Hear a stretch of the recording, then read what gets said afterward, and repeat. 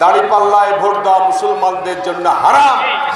জামাত যে ইস্তেহার ঘোষণা করেছে, সেই ইস্তেহার সেকুলার ইস্তেহার, ধর্মনিরপেক্ষ ইস্তেহার। বিএনপি চাইতে কি আর আপনার ইসলামের বড় সেবক অন্য কোনো দল হতে পারে? আজকে বাংলাদেশের শীর্ষ আলেমরা বলছে দাড়িপাল্লায় ভোট দেওয়া মুসলমানদের জন্য হারাম।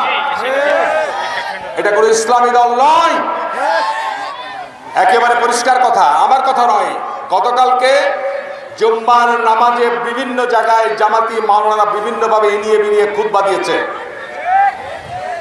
এবং জাতীয় মসজিদের খতিব গতকালকে ঢাকায় বাইতুল মোকাররম জামে মসজিদে ইমাম সাহেব খুতবা দিয়েছেন।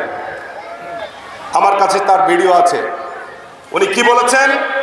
শরিয়া আইনকে না বলায় জামাত কোনো মুসলমানদের দল হতে পারে না। জামাত যে ইস্তেহার ঘোষণা করেছে, সেই ইস্তেহার সেকুলার ইস্তেহার, ধর্মনিরপেক্ষ ইস্তেহার।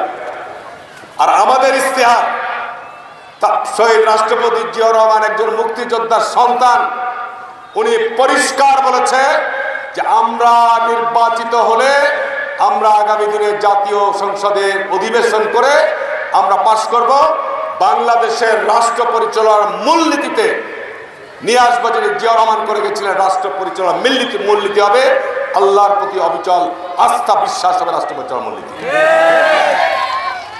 বিএনপি চাইতে কি আর আপনার ইসলামের বড় সেবক অন্য কোনো দল হতে পারে? আমরা ইসলামকে নিয়ে ব্যবসা করতে চাই না, ঠিক না? বেঠিক বলছি? আমরা ইসলামকে নিয়ে ব্যবসা করে মানুষকে, যে আমাদের একজন শিল্পী বলল, ভোট চাইছো ভোট চাও, তুমি জান্নাতের লোভ দেখার কে? ঠিক না বেঠিক বলছি? জান্নাত কে পাবে কে পাবে না তুমি বলার কে? ঠিক না বেঠিক? এখন এই যে আমি বললাম যে এরা মুনাফেক, পবিত্র কোরআনে আল্লাহ পাক মুনাফেকদের বহু আয়াত নাযিল করেছে। মুনাফেকদের চরিত্র সম্পর্কে আল্লাহ রাসূল বলছে এদেরকে চিনবা কিভাবে? এদের চিনার মধ্যে প্রথম যেটা দফা, সেটি হচ্ছে যখন কোনো কথা বলবে মিথ্যা বলবে।